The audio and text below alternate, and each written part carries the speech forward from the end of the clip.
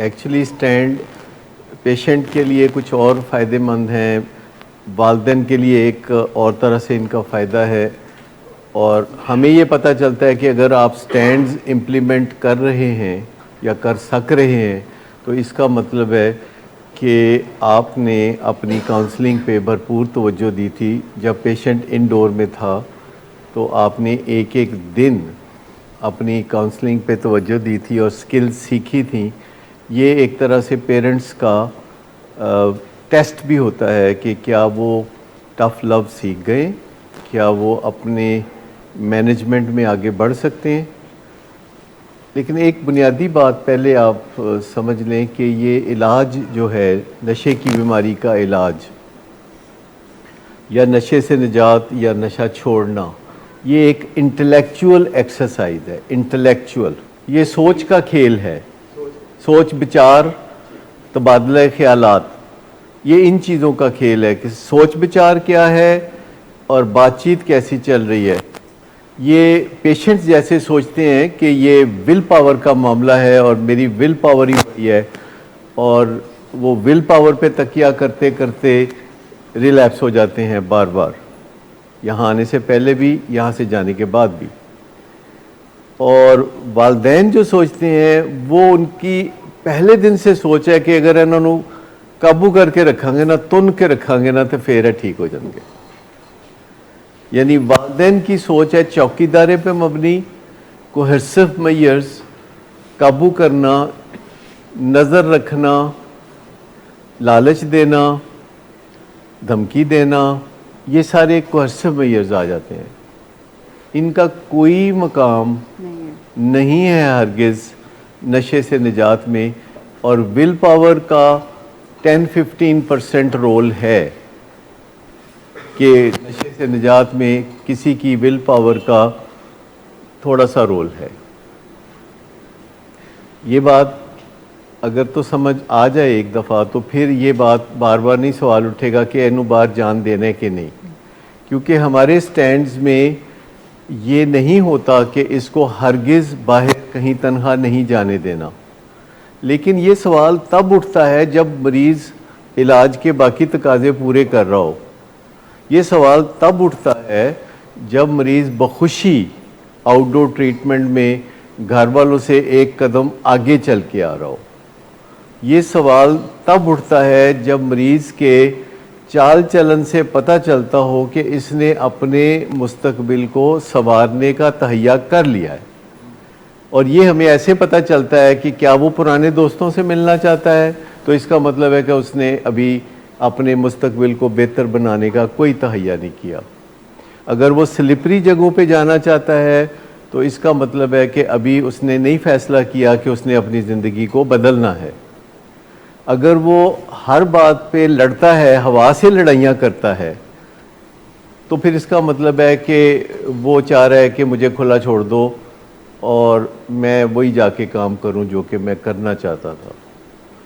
तो ये सबसे पहले जो निशानियां भांपना है कि इज़ ही इनटू रिकवरी, ये एक बेसिक सा सवाल है कि क्या वो बहाली के अंदर है मौजूद। तो घर वालों को फ़िक्र इस चीज़ की करनी चाहिए कि ये अपने इलाज के स्ट्रक्चर से जुड़ा हुआ है कि नहीं, और अगर वो अपने इलाज के स्ट्रक्चर से जुड़ा हुआ है तो बराए मेहरबानी उसको जोड़े रखें, क्योंकि ये तयशुदा बात है कि जो भी बंदा रिहेबिलिटेशन सेंटर से जाता है दुनिया भर में, उसको सिंगल मोस्ट इम्पॉर्टेंट जो हदायत की जाती है वो ये की जाती है कि आपने अपने फॉलोअप से जुड़े रहना है। वो आमतौर पर 2 साल की बात करते हैं और ये काफ़ी अरसे से बात की जा रही है, 2 साल की। और हम आपको ये कहते हैं कि 100 दिन जैसे अंदर, वैसे 100 दिन बाहर अगर गुजार ले तो बस काफ़ी है। लेकिन जो जैसे 100 दिन अंदर थे, बाहर वाले 100 दिन अगर उस क्वालिटी के नहीं थे, क्वालिटी गिर गई थी, तो फिर 100 दिनों को एक्सटेंड करना पड़ेगा।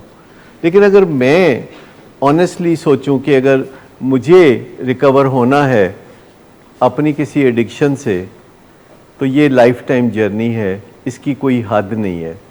और सेफ्टी इसी में है कि इस डायरेक्शन में आगे चलते रहें और चाहे आप हफ्ते बाद आएँ, चाहे आप 15 दिन बाद आएँ, चाहे आप महीने बाद आएँ, कोई रिदम होनी चाहिए कि जिसके तहत आप आ जाएं। पुरानी जो आपकी इल्लत है, जो सॉफ्टवेयर है जो कि बना हुआ था नशे का, वो कहीं जाता नहीं है।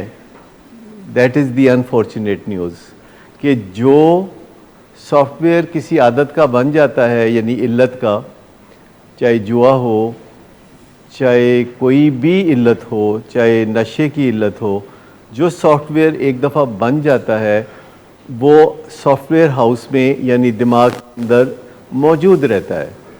चाहे 10 साल हो गए हों आपको नशा छोड़े हुए, चाहे 20 साल हो गए हों, चाहे 50 साल हो गए हों, बस आप नए सॉफ्टवेयर की मदद से उसको कैंसिल करके रख सकते हैं।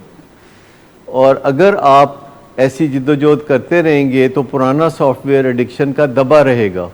अगर आप भूल जाएंगे कि आप नशे के अंदर फंसे हुए थे और ज़िंदगी को खुला छोड़ देंगे तो वो जो सॉफ्टवेयर है जो सोया पड़ा था वो जाग के फिर आपकी ज़िंदगी में खराबी पैदा करेगा। बट हाउएवर बॉटम लाइन ये है कि ये इंटेलेक्चुअल एक्सरसाइज है, ये तबादला ख़यालात से सोच तक का सफ़र है, बैक एंड फोर्थ, जो फैमिली ने और पेशेंट ने करना होता है, जो काउंसलर ने और पेशेंट ने करना होता है, जो पेशेंट्स ने आपस में भी करना होता है। लिहाजा इस चीज़ के ऊपर हम बार बार आपको एम्फेसाइज करते हैं कि it's not a big deal कि वो कहाँ जा रहा है, क्योंकि अगर आपने उसको एक दिन कहीं नहीं भी जाने दिया तो ख़तरा टला कोई नहीं, पहले से बढ़ गया है। असल बात यह है कि वो अपने अंदर वो चौकीदार पैदा कर ले तो फिर उससे मसला हल हो जाएगा, अपने अंदर का चौकीदार। लेकिन ज़ोर ज़बरदस्ती से रोक के रखें घर पे और फिर अल्टीमेटली वो पुराने दोस्त के पास चला जाए, किसी दिन मौका निकाल के, किसी दिन आप कहीं गए हों, किसी दिन वो दोस्त खुफिया तौर पर आ जाए, आपने घर में रखा हुआ है और वो चार दीवारी के बाहर से कुपुड़िया अंदर फेंक देता है। क्योंकि जिन्होंने ये काम करने होते हैं वो बिल्कुल वेले लोग होते हैं, उन्होंने ये तरकीब निकाल लेनी होती है कि किस तरह नशा अपने किसी बिछड़े हुए संवरने वाले दोस्त तक पहुंचाना है ताकि वो भी बिगड़ जाए। बहुत सी माएँ और बाप ये सोचते रहते हैं कि मैं चला जाऊंगा तो इसका ख्याल कौन रखेगा। मैं आपको बताऊं कि इस दुनिया में जो भी आया उसने चले जाना है और ये दुनिया बेहतर से बेहतर होती जाएगी, पहले से भी बेहतर हो रही है। आप देखिए कि हर चंद साल के बाद दुनिया और बेहतर हो जाती है और ख़ूबसूरत हो जाती है और बहुत से लाइक फाइक लोग जो हैं वो ज़मीन के कलेजे में उतरते जाते हैं और दुनिया बेहतर होती चली जाती है। तो इसका तो बिल्कुल ही फ़िक्र छोड़ दें, क्योंकि अल्लाह आपको लंबी ज़िंदगी दे, अल्लाह आपको कारआमद ज़िंदगी दे, अल्लाह आपको सुकून और खुशी भरी ज़िंदगी दे। लेकिन इससे कोई फ़र्क नहीं पड़ता कि हम दुनिया से चले जाते हैं, क्योंकि ये एक साइकिल है जिसमें जो आया है उसने जाना भी है और अल्लाह ने बंदोबस्त करके रखा हुआ है अपनी इस दुनिया का कि वो लवारस नहीं होगी, ये दुनिया लवारस नहीं होगी। इस दुनिया में जो हमारे बच्चे और उनके बच्चे या उनके बच्चे हैं वो लवारस नहीं होंगे, उनके अंदर काम धंधा चलता रहेगा। सेहतमंद ज़िंदगी का स्टूडेंट होने के लिए कोई ज़्यादा मुश्किल नहीं है। थोड़ी वॉक करें, एक्सरसाइज करें, नींद पूरी करें और अपने दिल को वसवसों से बचा के रखें।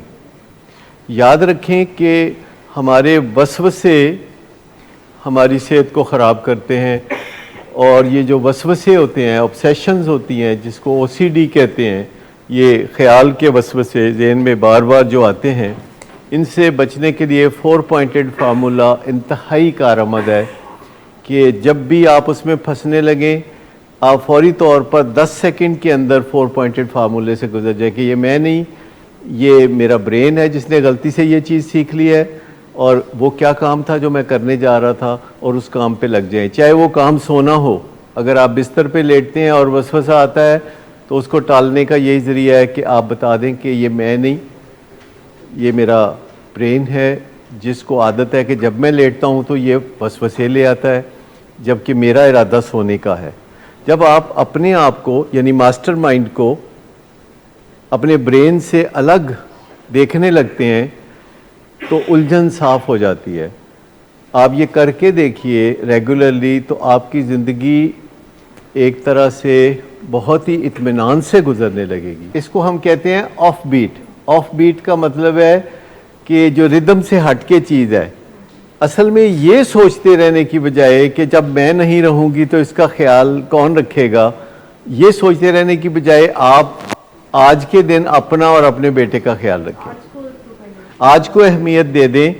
और ये मैं आपको बताऊं कि इस बात की गारंटी ना ढूंढें कि आपका बेटा जो 1 साल से ठीक है वो आगे ठीक रहेगा कि नहीं रहेगा। ये जो है ना, अगर ये ख्याल आए तो आप वो एक गुलाब का फूल लिया करें, उसकी एक पत्ती उखाड़े, he loves me not, he loves me, ये करते रहें सारा दिन, तो मेरा ख्याल है आपका गुजारा अच्छा चलेगा। ये धड़का लगा रहता है कि कब हमारा बेटा जो है, जो कि ठीक है, कब ये दोबारा नशा ना कहीं कर ले। मुझे बताएं कि ये कितनी खसारे वाली बात है कि इससे आप उस दिन को एंजॉय नहीं कर सकते जो आपके घर में नशे के बगैर गुजरा। उस दिन को आप एंजॉय नहीं कर सकते। और साइंसदान ऊपर से ऐसी बातें करते हैं कि इंसान जिस चीज़ से डरता है वही हो जाता है। डॉक्टर वेन डब्ल्यू डायर कहते हैं कि कुछ भी सोचने से पहले एक दफ़ा फिर सोच लो कि जो कुछ आप सोच रहे हैं हो जाएगा, वो अगर हो जाएगा तो आपको कबूल है, अगर आपको कबूल नहीं है तो फिर वो कुछ ना सोचें, पॉजिटिव सोचें, नेगेटिव हरगिज़ ना सोचें। लेकिन इंसान की फितरत में है कि वो 3 चीज़ों में फंसा रहता है। एक, अनप्रिडिक्टेबिलिटी के आगे की होएगा, पता नहीं की होएगा। अनसर्टेनिटी, बेयकीनी की कैफियत।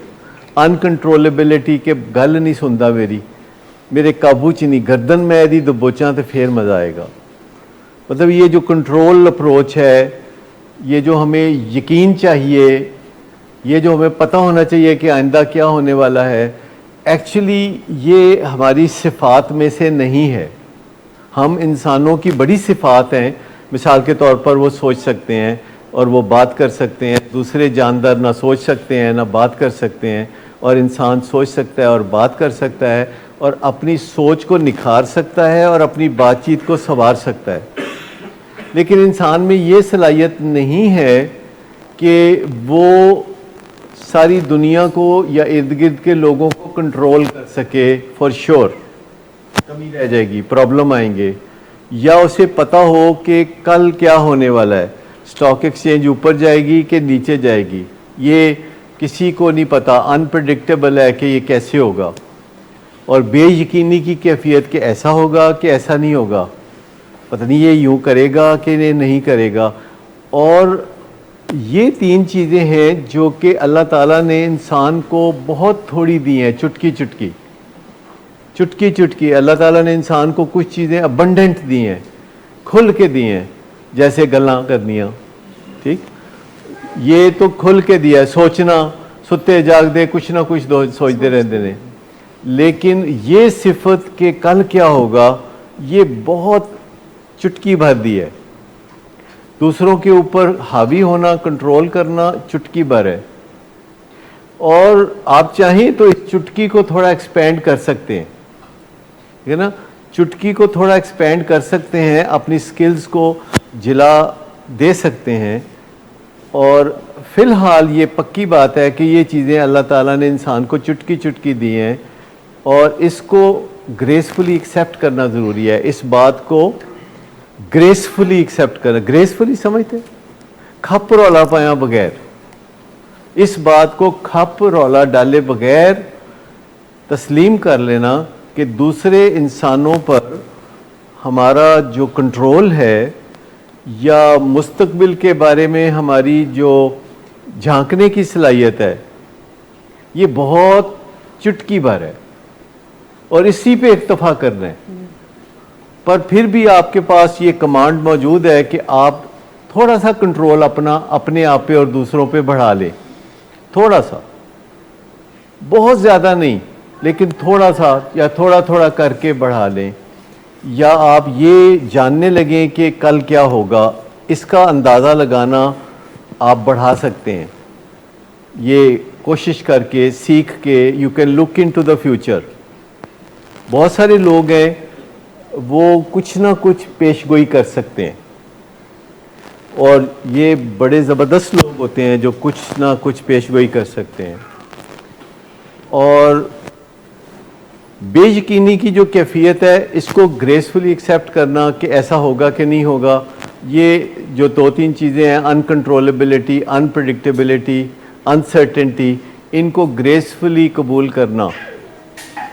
जैसे कई लोग होते हैं कि वो अगर कोई टीवी पे सीरीज़ देख रहे हैं तो वो कोशिश करते हैं कि जो ड्रामे का आखिरी हिस्सा होता है वो ऐसी जगह ख़त्म करते हैं जहां ड्रामा देखने वाला चाहता है कि ओहो इत्थे ख़त्म किया, पता नहीं लगा फिर अदा की बनया। तो बड़े बेचैन हो जाते हैं, वो टेलीफोन कर करके पूछते हैं कि अगली किस्त में क्या होगा। अरे कई होते हैं कहते ठीक है अगली किस्त आएगी तो फिर देख लेंगे, मतलब कोई मसला नहीं है। वैसे जनरली अगर आप लिखेंगे डिजीज़ कॉन्सेप्ट ऑफ अल्कोहलिज्म तो आपको बहुत सारा मवाद मिल जाएगा। और ये कोई फ़िलासफ़ी नहीं है, ये 1956 में एज़ अर्ली एज़ 1956 में डिस्कवर हुआ था, और WHO ने इसको दुनिया में स्प्रेड किया था कि अल्कोहलिज्म एक फ़िज़िकल डिज़ीज़ है। यानी ये तब की बात है, 1956 की बात है। तो अब तो आप समझ लें कि इस बात को कोई 70 साल से करीब 70 साल का या कुछ कम 65 साल हो गए। और अगर आप इसको तफसील से पढ़ना चाहें तो अंडर द इन्फ्लुएंस नाम की एक किताब है डॉक्टर जेम्स मिलाम की, वो पढ़ लीजिए। अगर वैसे वो मेरे पास मौजूद है, उसकी काफ़ी कॉपियाँ, आप चाहे तो वो ले सकते हैं। लेकिन अगर आप इससे भी क्विक रेफरेंस की तरफ जाना चाहते हैं तो कनाडा की एक वेबसाइट है जो अल्कोहल के बारे में बहुत अच्छी एजुकेशन देती है। वो उसका नाम है अजुको कूल। पता नहीं उनकी कोई ज़ुबान में इसका मतलब होगा, और वो 2 ज़ुबानों में है, एक इंग्लिश और एक दूसरी कोई ज़ुबान है। ये डाइजेस्ट की बात नहीं है, ये मेटाबॉलिज्म की बात है, क्योंकि जो ड्रग्स हैं हमारे जिस्म में जाके डाइजेस्ट नहीं होती, मेटाबोलाइज होती हैं। ये स्मॉलर डिग्रेडेशन होती है ताकि वो जिस्म से निकल सके, और अपना असर करने के बाद हर ड्रग हमारे जिस्म से बाहर जाना ज़रूरी है। अगर वो ड्रग जिस्म में रहे तो ये टॉक्सिक हो जाएगा। समटाइम्स तो उसी से हाई होता है, समटाइम्स उसके मेटाबोलाइट से हाई होता है, डिपेंड करता है कि कौन सी ड्रग की बात कर रहे हैं।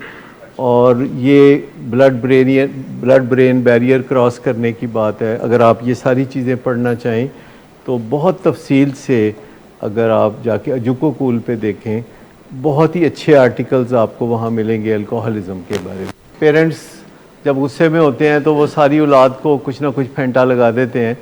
हमारे साथ भी होता रहा, हम 4 भाई हैं और वालिदैन को किसी एक से नाराज़गी होती थी तो बाकी छुपते फिरते थे, लेकिन उनको ढूंढ ढूंढ के चुन के मारा जाता था। तो ये वालिदैन का कोई इशू है, इसमें वालिदैन ही बेहतर बता सकते हैं कि वो ऐसा क्यों करते हैं। दूसरी बात कि प्रिडिक्शंस नहीं करनी चाहिए। You can not do any predictions कि तुम ही रिलैप्स होएगा। मेरा हाल है कि इससे तो दिल ही दुखेगा उसका, और हक सच की बात करके तो खामोश हो जाना चाहिए। एक्चुअली प्रॉब्लम यह है कि जब हम हक सच की बात करके फारिग होते हैं तो फिर खामोश नहीं होते, उससे सारा जो अच्छा असर है वो बुरा हो जाता है।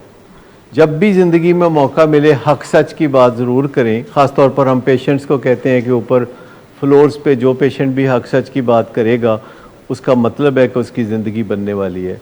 हक सच की बात करके बस खामोश हो जाना चाहिए। उसके बाद दंगा फसाद करना और कोई ऐसी दिल आज़ारी वाली बातें करना वो फ़ायदेमंद नहीं है।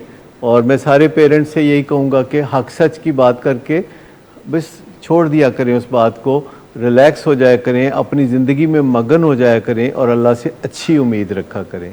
पेरेंट्स का कहीं ना कहीं कंफर्ट लेवल बड़ा बना हुआ है चौकीदारी के साथ। कम से कम उनको लगता है कि बंदा काबू में है। असल में फ़ायदा है कोई नहीं चौकीदारी का। फ़ायदा तो है बात जब दिल में उतर जाएगी, फ़ायदा उस बात का है कि बात दिल में उतरेगी कि नहीं उतरेगी।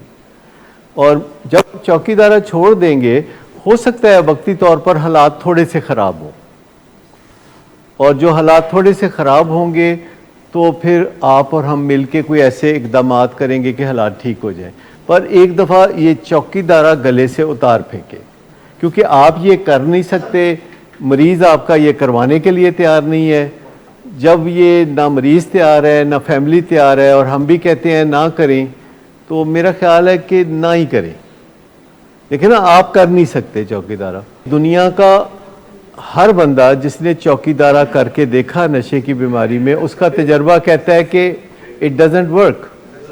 और जो बंदा भी किसी इलाज मुआलजे से वाबस्ता है दुनिया के किसी कोने में, अगर आप उससे भी पूछेंगे तो वो बोलेगा कि don't do this, this does not work. मसला ये है कि जो हमारा जो इलाज है दुनिया भर में नशे की बीमारी का, उसका ताल्लुक यहाँ से है। माथे के पीछे जो इंटेलेक्चुअल ब्रेन है यहाँ से है, ठीक है ना, जिसे हम नो ब्रेन कहते हैं, जानने बूझने सोचने समझने वाला। और जो गो ब्रेन है उससे इसका कोई लेना देना नहीं। और ये जो चौकीदारा है ये गो ब्रेन करता है, एकदम से ख्याल आता है चौकीदारा करने का। जो हमारे अंदर बनमानस है ना, चौकीदारा वो करता है। हमारे अंदर इंसान है वो सोच विचार करता है। लेकिन प्रॉब्लम ये है कि जो हमारे अंदर इंसान है वो लेज़ी है। ये इंटेलेक्चुअल ब्रेन है, ये लेज़ी है। ये इसको सोचने की ज़रूरत होती है, ये सोल्यूशन निकालता है 24 घंटे में। जबकि जो हमारे अंदर बनमानस है या गो ब्रेन है वो सोल्यूशन ऐसे देता है, ऐसे वो कहता है कि देखो तफ़ा मारो, चपेड़ मारो, धमकी दो, फड़ के बन लो। तो ये इस तरीके से। मैं सिर्फ ये कह रहा हूँ कि जब चौकीदारे का फ़ायदा ही कोई नहीं तो इस वजह से ना करें। अभी और कुछ नहीं कहा कि चौकीदारा नहीं करेंगे तो वह नशा नहीं करेगा।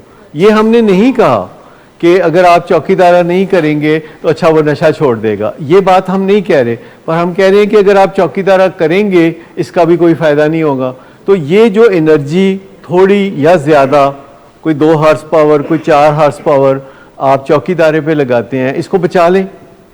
और जब आप इस एनर्जी को बचा लेंगे और चौकीदारा नहीं करेंगे तो आपके ज़हन में फ़िक्र आएगा ना कि फिर हम किस तरह बचाइए इन्हों।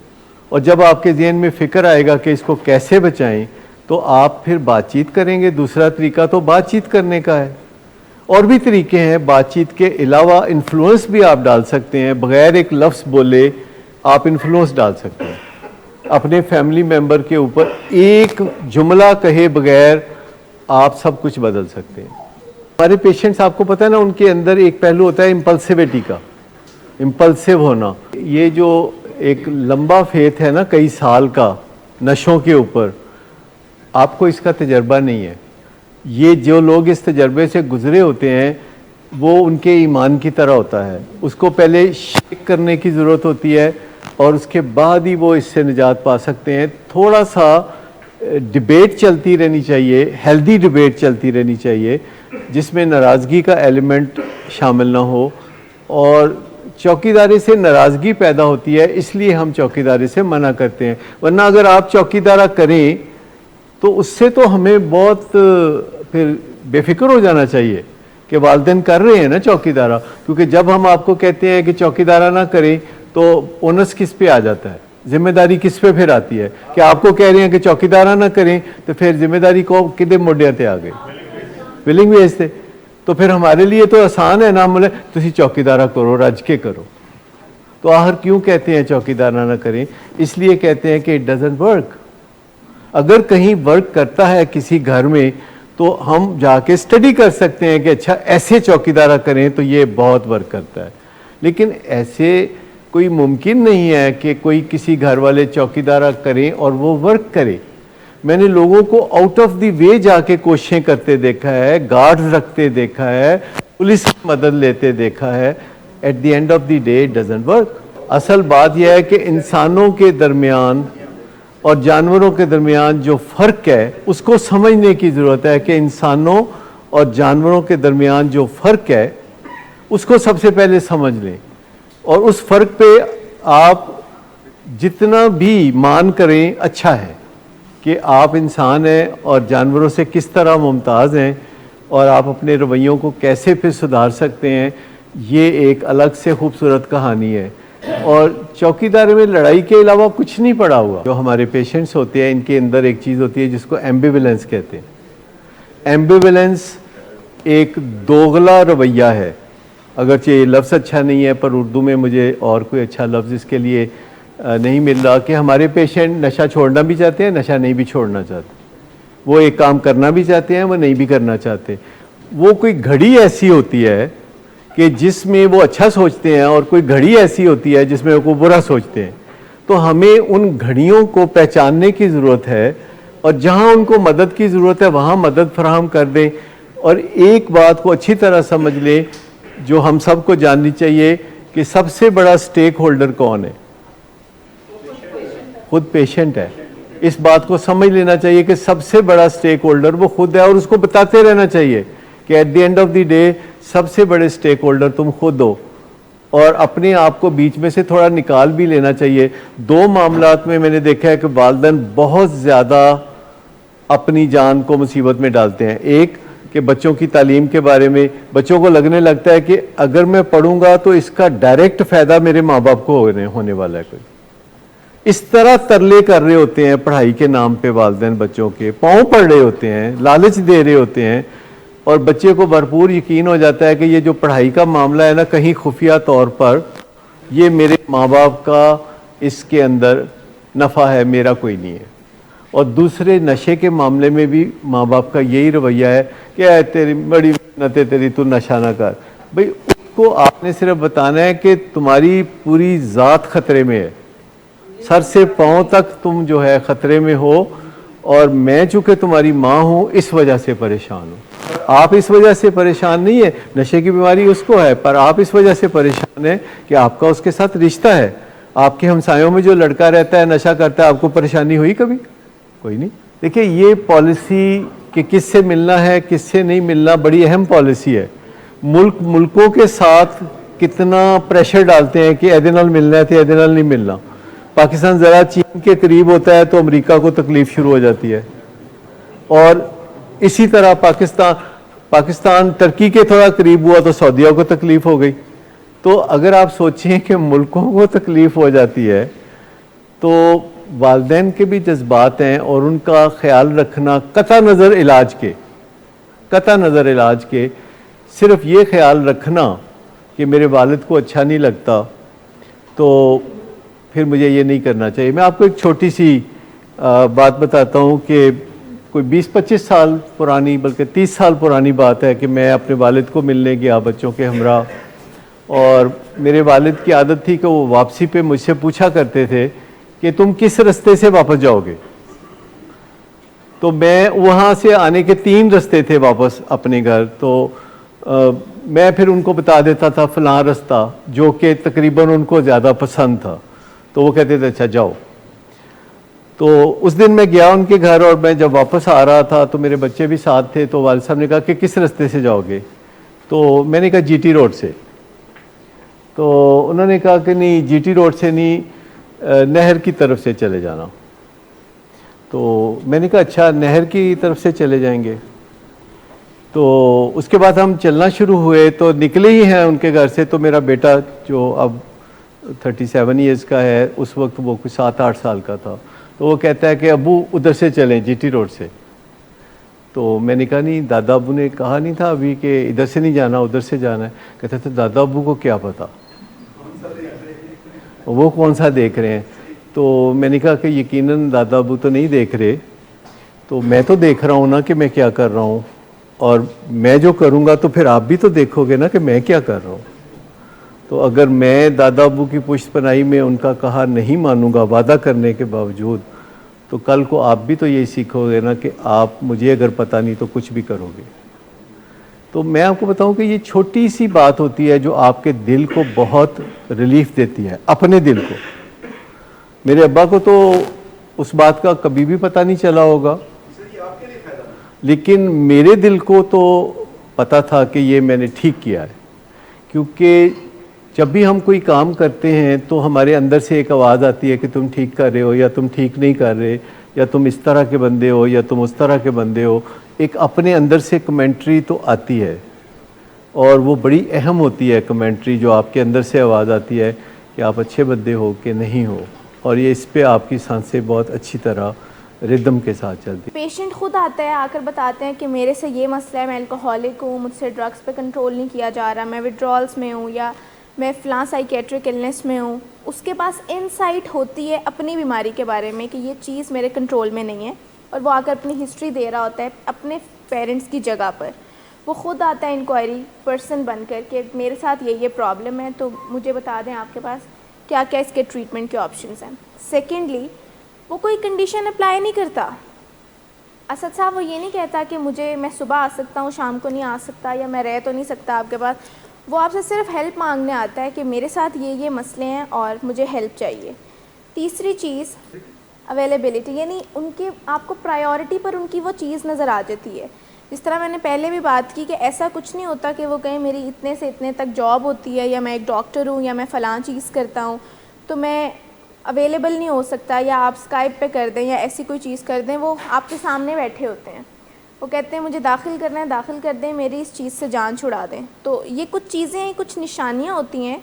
और एक और इम्पॉर्टेंट बड़ी चीज़ कि उनकी लाइफ में उतनी डिसफंक्शनैलिटी नहीं होती जितनी कि एक इंडोर का क्राइटेरिया मीट करने वाले पेशेंट में होती है। उनको पता होता है कि मेरे काम की क्वालिटी कॉम्प्रोमाइज़ हो रही है, बट स्टिल मैं किसी ना किसी तरह फंक्शनल हूँ, मेरे रिलेशनशिप्स ख़राब हो रहे हैं और मुझे समझ भी आ रहे हैं, मैं ऑफिस टाइम पर नहीं जा पाता, या जाता हूँ तो काम की क्वालिटी इतनी नहीं होती। तो डिसफंक्शनैलिटी आना शुरू हुई होती है, मुकम्मल तौर पर डिसफंक्शनल वो नहीं होते। तो ये कुछ चीज़ें हैं, जब सामने आती हैं तो आप उनको कहते हैं अच्छा आप आउटडोर में भी ट्रीट हो सकते हैं, रोज़ाना आ जाया करें घर से, ये बात होती है। लेकिन जहाँ पर ये इन चीज़ों में से एक भी कंपोनेंट ना हो, वहाँ पर तो एडमिशन बनता है। इसलिए आपको एडमिट किया और आप सबको एडमिट किया कि आप लोगों की लाइफ में मसले बहुत ज़्यादा थे, डिसफंक्शनैलिटी बहुत ज़्यादा आ रही थी, आप लोगों को इंसाइट नहीं थे अपने ट्रीटमेंट के बारे में, और आपकी अवेलेबिलिटी आउटडोर में नहीं हो सकती। क्या जब आप एक्टिव एडिक्शन में या बीमारी में होते हैं तो घर वाले बात नहीं कर रहे होते कि आओ डॉक्टर पे चलते हैं? कर रहे होते हैं, वो तो नहीं कह रहे होते आओ तुम्हें दाखिल करा कर आते हैं। वो बात कर रहे होते हैं ना कि आओ डॉक्टर पे चलते हैं, लेकिन उस वक्त पेशेंट्स डॉक्टर पे जाने के लिए ही नहीं मान रहे होते। तो जब आउटडोर इंडोर में आकर कुछ दिन के बाद वो कहते हैं मुझे ले आते, मैं खुद आ जाता, तो क्या आपको याद नहीं होता कि आपसे कितनी दफ़ा बात की है? असद खान साहब, क्या आपसे बार बार बात नहीं हुई फॉलोअप पे चलो? क्या यहाँ से बार बार कॉल्स नहीं आई कि फॉलोअप पे चलें? आई ना। लेकिन जब आप नहीं आ सके, हर रास्ता बंद हो गया, तो आपको रिफ़्रेशर के लिए वापस इंडोर में लेकर आए। तो ये गिला तो मेरा ख्याल है आपने एक बार भी नहीं किया कि मुझे पहले बता देते। यहाँ आने दोबारा आने के बाद ये गिला तो नहीं किया ना आपने कि मुझे पहले बता देते आने से पहले। जब पेशेंट्स पहली दफ़ा भी आते हैं और वो ये गिला करते हैं तो उनको बार बार बताया जाता है। हम फैमिली से कहते हैं बताएं इनको कि क्या इनको नहीं बताया था कि हालात ख़राब हो रहे हैं। नवीद अली साहब क्या फैमिली नहीं बताती थी? लेकिन जब सिस्टम में ड्रग्स होते हैं ना, तो आप अपनी बात सामने वाले तक पहुंचा ही नहीं पा रहे होते। असलान साहब, समझाया ही नहीं जा सकता आपको जब आपके अंदर इतने ड्रग्स हैं और आपने सुननी ही नहीं है कोई बात। रिसेप्टिविटी ज़ीरो भी नहीं, माइनस में गई होती है, सुनते ही नहीं है बात। इसीलिए कहते हैं साइकेट्रिक इलनेसेस में या ड्रग एडिक्शन में सबसे पहले मेडिकेशन से ट्रीट किया जाता है। आपको रिसेप्टिव बनाया जाता है, टॉक्सिन्स निकाले जाते हैं आपके अंदर से, ताकि आपकी रिसेप्टिविटी तो थोड़ी बहाल हो, आप कुछ सुनने समझने की तरफ आएँ, और फिर कुछ दिन के बाद आपसे बात की जाती है। All of a sudden health के बारे में, फैमिली की हेल्थ के बारे में कंसर्न हो जाना, क्या ये ऑफ बीट करना हो सकता है कि आप उनसे बात कर रहे हैं कि let's talk about your problem, और वो आपसे कहें कि आप आज ठीक नहीं लग रही हैं, क्या आप सोए ठीक थे, क्या आप अच्छा महसूस कर रहे हैं, क्या आप बीमार तो नहीं हैं? ऑल ऑफ अ सडन अपना कंसर्न आपके बारे में शो करना शुरू कर देना, ये कोई बुरी बात तो नहीं है। यानी ये मत समझें कि पेशेंट जब आपके बारे में कंसर्न हो एज अ फैमिली और हम कहें कि ये ठीक नीयत नहीं है। याद रहे कि बात हम ये कर रहे हैं कि जब इशू पे बात करनी है तो इशू पे बात करनी है। उस वक्त अगर कोई और बात आपको लगता है कि वो यहाँ पर उस बात को लेकर आ रहे हैं तो उसको एंटरटेन नहीं करना है। Let's talk about the issue first, और हाल, कंडीशन आपकी, हेल्थ आपकी, उसको ज़रूर आप एड्रेस करें, बट लेटर ऑन। उस वक्त वही बात करें कि जिस मौजू पे, मिसाल के तौर पर अगर आप कहते हैं कि ये ख़राबी हुई है और वो आगे से क्या कहते हैं कि अगर मुझे इंडोर करवाया आपने तो फिर देखिएगा, आप अभी ख़राबी की बात कर रहे हैं और वो क्या बात कर रहे हैं, ठीक। तो आपको आप और आपका ध्यान किस बात पे चला जाएगा, इस बात पे चला जाएगा कि अब इस ख्वाफ से ये पता नहीं अब क्या करेगा। तो ये जो इसने ये बात कह दी है कि इंडोर, तो अब मैं क्या करूं कि इसको मैं, और आपकी सारी एनर्जीज इस बात पे होना शुरू हो जाएंगी कि अच्छा अब मैं इसको ये कैसे यकीन दिलाऊं कि तुम्हें इंडोर नहीं किया जाएगा। और असल बात क्या थी, या जिस भी इशू, दवाई नहीं ली या मूड ठीक नहीं था या ये क्या हुआ या जो भी थी, और आपका फ़ौरन से ध्यान जो है वो किसी और जानिब लेके जाना। टफ़ लव के प्रिंसिपल्स में ये बहुत वाज़िया किया गया है कि जब आप अपने लव्ड वन से बात करें तो उस मौजू पे रहकर बात करें जिसको आप एड्रेस करना चाह रहे हैं। आपने, अगर वो गुस्सा करते हैं कि ये आप हर वक्त मुझसे सवाल करते हैं, मेरी ज़िंदगी अज़ाब बना दी हुई है, मुझ पे इतनी रिस्ट्रिक्शंस आप लोगों ने लगाई हुई हैं एंड XYZ, आप फ़ैसला करते हैं कि आपने गुस्से में नहीं आना, यानी जो बिहेवियर पेशेंट का है ना वो बिहेवियर आपका नहीं होना चाहिए। कुछ याद नहीं रहता ना, तो ये याद ज़रूर रखें कि अगर पेशेंट एग्रेशन में है, आपने एग्रेसिव नहीं होना। आपकी सारी तवज्जो इस बात पे हो कि कैसे मैं एग्रेशन में अपने आप को जाने से रोकूं। मुझे गुस्से से बात नहीं करनी, मुझे तंज ताना नहीं इस वक्त करना, मुझे कोई ऐसी बात नहीं करनी जो कि मुझे डिट्रैक्ट कर दे रॉन्ग।